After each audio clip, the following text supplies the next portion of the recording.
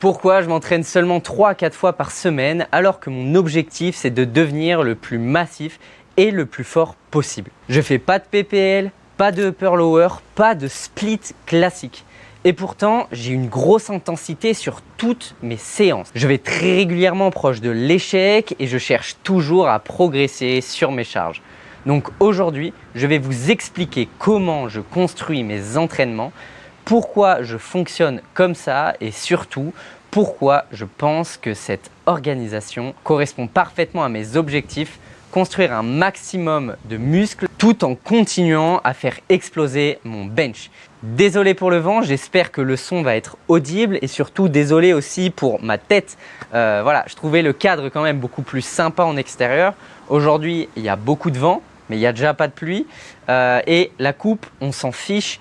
Faites abstraction, limite écoutez ça comme un podcast. J'espère aussi que le début de la vidéo vous a plu. J'ai essayé quelque chose, des plans en drone, des plans cinématiques à la salle de sport. Donc n'hésitez pas à me le faire savoir en commentaire. Et c'est parti, on commence la vidéo.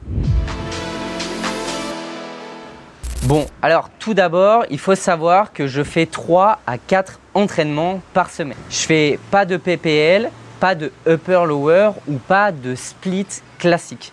Moi, ma méthode d'entraînement, elle est plutôt assez proche de l'échec. Donc, je suis toujours proche du 0 RIR. Donc, c'est-à-dire qu'en réserve, il me reste 0 rep, ce qui est très compliqué. Ça demande beaucoup d'efforts, surtout nerveux, musculaires, etc. Et je m'inspire des grands, donc de Mike Mentzer, la méthode Heavy Duty et aussi la méthode TBJP de Jordan Peters, pour ceux qui connaissent. J'ai organisé mon entraînement autour de mes objectifs. Mes objectifs, c'est prendre de la masse, avoir vraiment une qualité musculaire et avoir un ensemble cohérent, avoir des épaules, avoir une taille fine, les dorsaux qui ressortent, des gros bras. Bref, je ne vais pas vous apprendre le body et pour ceux qui ne connaissent pas trop, il faut être esthétique. Et mon deuxième objectif, c'est d'avoir le plus gros bench possible. J'aimerais à tout prix atteindre les 180 kg au développé couché. Donc ça, c'est l'un de mes objectifs et l'un de mes rêves. Donc je vais tout faire pour atteindre ces deux objectifs. Donc ma semaine, elle se déroule en ce moment, je fais 3 séances. Je ne vais pas vous le cacher, je ne fais pas les jambes. Je sais que je devrais plus les faire, etc.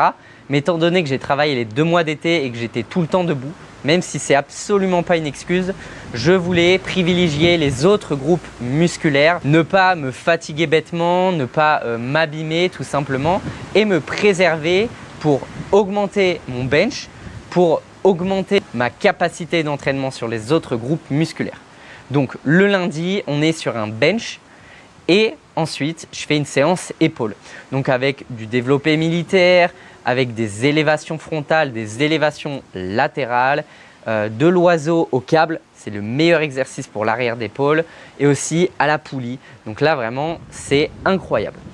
Ensuite le mardi c'est repos, le mercredi également et le jeudi, là par contre on recommence une séance.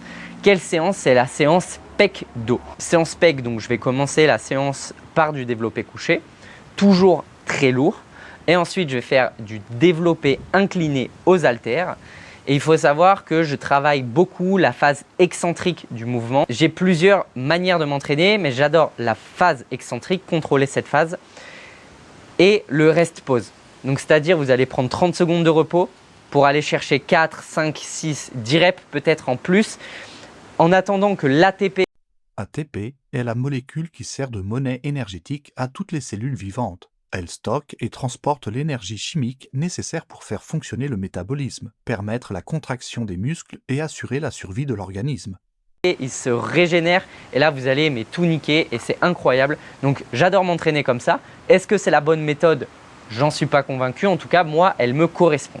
Donc ça, c'est très important aussi parce que certains, ils vont vendre une méthode, mais chaque cas est différent, chaque personne est différente et c'est pas parce que toi derrière l'écran tu vas faire comme je fais que tu vas progresser de la même manière ou que tu vas d'un seul coup exploser tes performances, exploser ton physique. Donc le jeudi, c'est séance pec dos. Ensuite, on arrive le vendredi. Le vendredi, c'est une séance bras complète.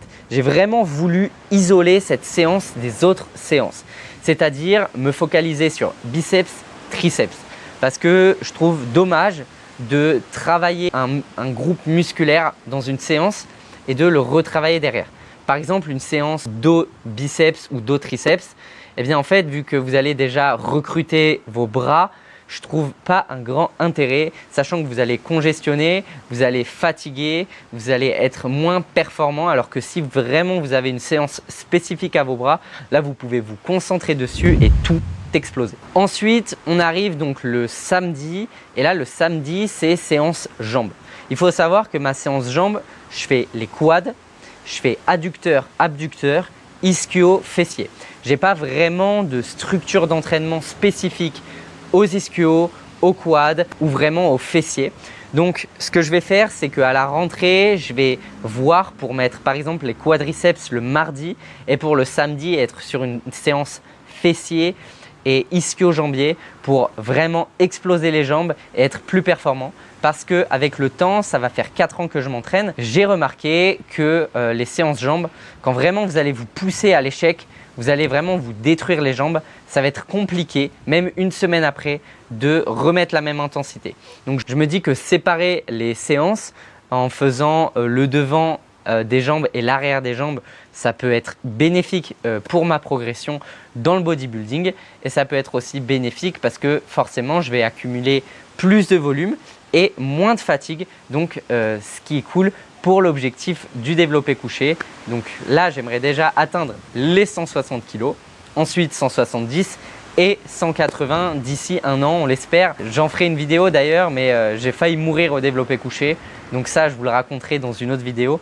Mais faites attention à vous et faites-vous assurer par des personnes qui sont capables de vous assurer et qui savent assurer surtout. Et comme je le disais avant, je préfère faire moins de séries et mettre plus d'intensité que faire plus de séries, mais mettre moins d'intensité et aussi avoir moins ce ressenti vraiment de recruter le groupe musculaire, être plus dans une brûlure à partir de 12-15 reps.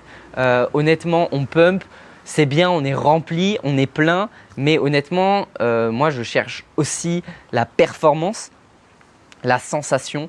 Et ce que j'adore, moi, c'est du 4-6 reps à me déchirer comme pas possible. Alors forcément, parfois, je vais faire du 8-12 reps, voire même un petit peu plus. Mais ça va être sur un back-off, donc ma deuxième série.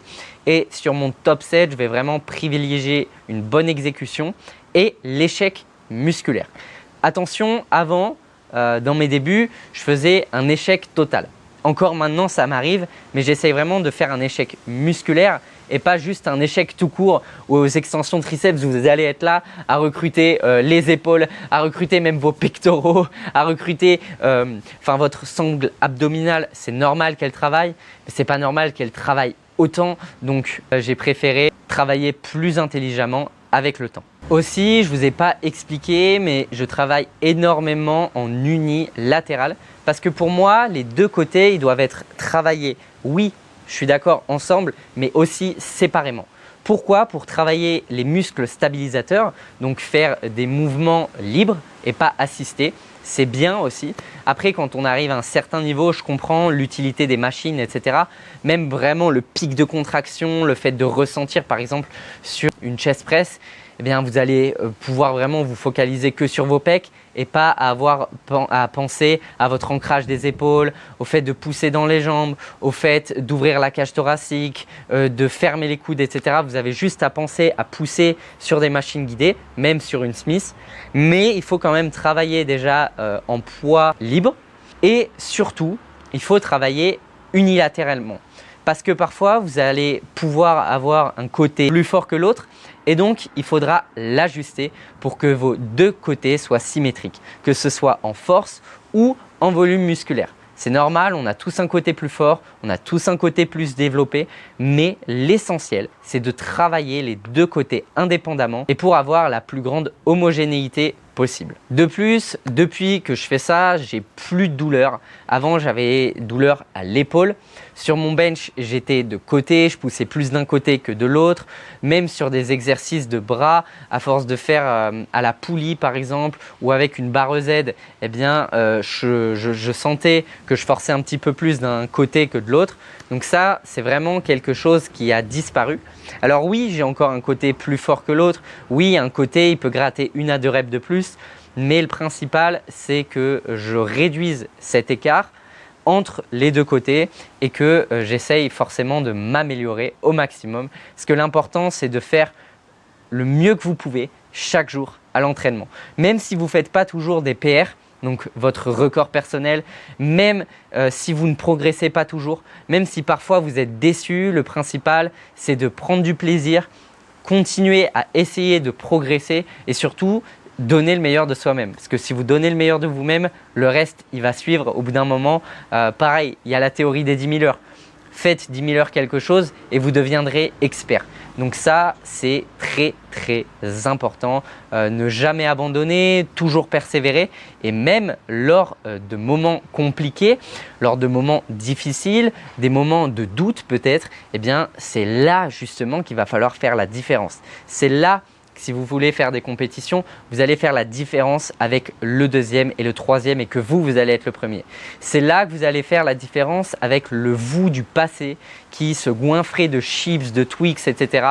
Et qui aujourd'hui a une ligne de IFBB Pro avec des abdos secs, des pecs striés, des bras avec 50 cm de tour de bras. Non mais plus sérieusement, donnez le meilleur de vous et le reste suivra. Et pour finir, je ne dis pas que mon plan d'entraînement et ma méthode, c'est la meilleure. Je ne dis pas que j'ai la science infuse. Je dis juste que j'ai essayé plusieurs choses et que je réagis très bien à ça. Peut-être dans 1 mois, 2 mois, 3 mois, je changerai d'entraînement. Peut-être que je n'aurai plus les mêmes objectifs et donc je vais devoir ajuster. Même au niveau de la diète, je vais devoir manger différemment. Là, pour le moment, je suis en prise de masse. Alors oui, j'ai perdu 4 kilos, mais je suis encore en prise de masse. Je suis encore dans une optique de prendre de la masse. Et je ferai aussi une vidéo là-dessus d'ailleurs sur le fait de perdre du poids. comment est-ce que ça peut vous atteindre mentalement. Le fait de perdre du poids, est-ce que ça influence directement ou indirectement vos performances? Est-ce que vous allez être plus fort en étant plus lourd? Pas forcément, vous allez le voir. Donc, je ferai une vidéo vraiment dédiée là-dessus. Mais là, pour le moment, je vous parle de mon plan d'entraînement et de ma manière à moi de m'entraîner. Et de toute manière, vous le verrez dans différentes vidéos. Et comme je le disais, je ne dis pas que c'est la meilleure manière. En tout cas, ça fonctionne pour moi. C'est pas parce que ça fonctionne pour moi que ça fonctionnera pour vous. Si vous voulez mon plan d'entraînement très détaillé, n'hésitez pas à m'écrire en DM sur TikTok. C'est le même pseudo que sur YouTube et n'hésitez pas aussi à envoyer un commentaire sur cette vidéo et à me dire j'aimerais connaître exactement le nombre de séries que tu fais, quel exercice tu fais, comment est-ce que tu cibles telle et telle zone et je vous répondrai avec grand plaisir. Merci d'avoir regardé cette vidéo. Encore désolé pour le vent, j'espère que le son était assez audible. Désolé également pour ma tenue, les cheveux ils partent dans tous les sens, je me vois au retour, je ne ressemble plus à rien mais c'est pas grave. Et surtout, n'oubliez pas que le plus important c'est de donner le meilleur de vous-même chaque jour. À bientôt pour une nouvelle vidéo, c'était Nathan, ciao les gars.